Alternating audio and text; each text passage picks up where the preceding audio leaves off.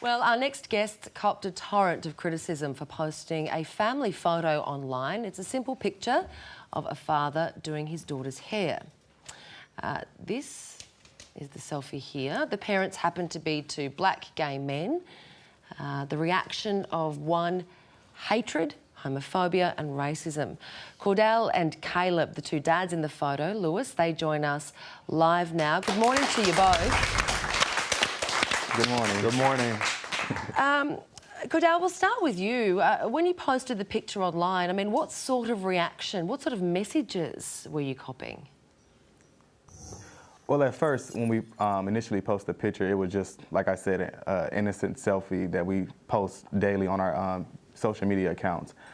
The comments that we were getting were, you know, people were calling us the F-bomb and stuff like that, and everything was just disheartening at that time. And it was so much like all at one time where we were just like, oh my God, what do we do, Caleb? What do we do wrong? Right. But our first reaction was, you know, the safety of our children. So we immediately we started calling people. We called a lawyer, we called our family, and we was like, how do we respond to this stuff?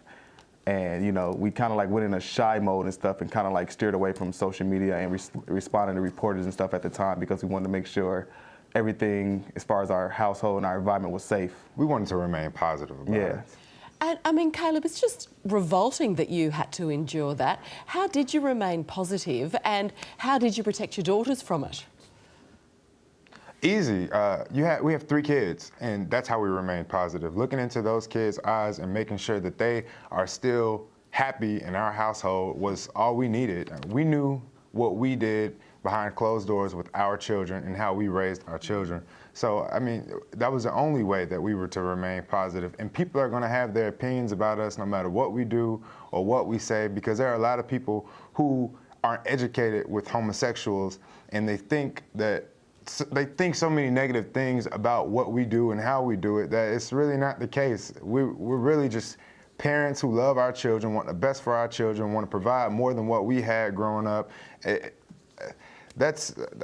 We just tried to keep it focused on the kids. Kordale, can I ask you a fairly sensitive question? I mean, do you think the reaction was because you were black or because you were homosexual? I think all 3, honestly. Because we were black, I mean, that kind of like caused a lot of uproar with our black community. And the fact that we were gay and we had our shirts off, you know, that was another uproar with the community. But, you know, I've seen some of my cousins' dad walk around with their shirts, you know, whether it be at the beach or, you know, they go fishing or whatever. Nobody ever seemed to say anything. So the fact that we were actually doing our daughter's hair at 5:30 in the morning, you know, we didn't have a shirt on because I sleep shirtless. People, they had all type of stuff to say, like calling us pedophiles. It was just crazy. Like, I can't even like imagine. Yeah. I think people failed to realize that we were actually in the comfort of our home, and it was really 5:30 in the morning. I get up in the morning every morning and take a shower and line my facial hair up, and then as he's picking out the girls' clothes and trying to get them dressed for school for their bus, I'm trying to comb their hair and get it together, because if I let Kordale do their hair, it'll be a mess. And people will talk about us and our children. It's amazing. We don't want that. The bald guy does better hair. It's always the way. It's why the guy with no hair. It's like why fashion designers always wear black. I think there were a lot of people who were just incredibly jealous of your rock-hard abs and incredibly ripped physique. But I know I certainly was. Reminded me of myself as a young man. Can you, in all seriousness, I think there have to be consequences for this type of targeted bullying and abuse, because obviously it can make you fearful for your own safety. And I think everyone has the right to use the internet without fear of being molested by these kinds of scumbags.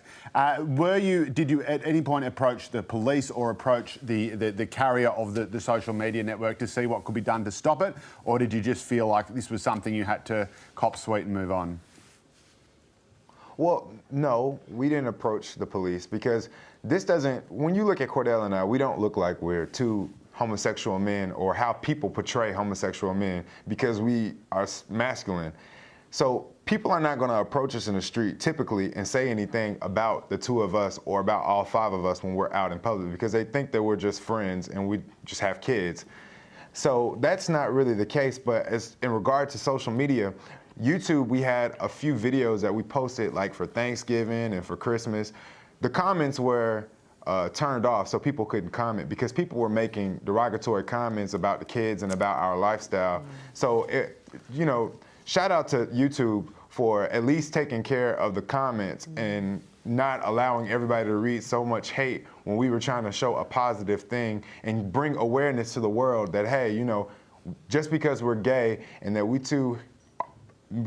us men like each other doesn't necessarily mean that we're not going to do good for the kids. Yeah, a big shout out to you guys. I think your kids are very, very lucky to have a couple of great positive role models like yourselves. Kordale and Kaleb, thank you very much for joining us.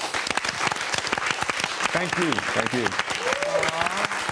What a beautiful couple. And if you want to get your hands on Kordale's incredibly honest and soul-bearing memoir, you can. It's called Picture Perfect. Head to their website, kordaleandkaleb.com.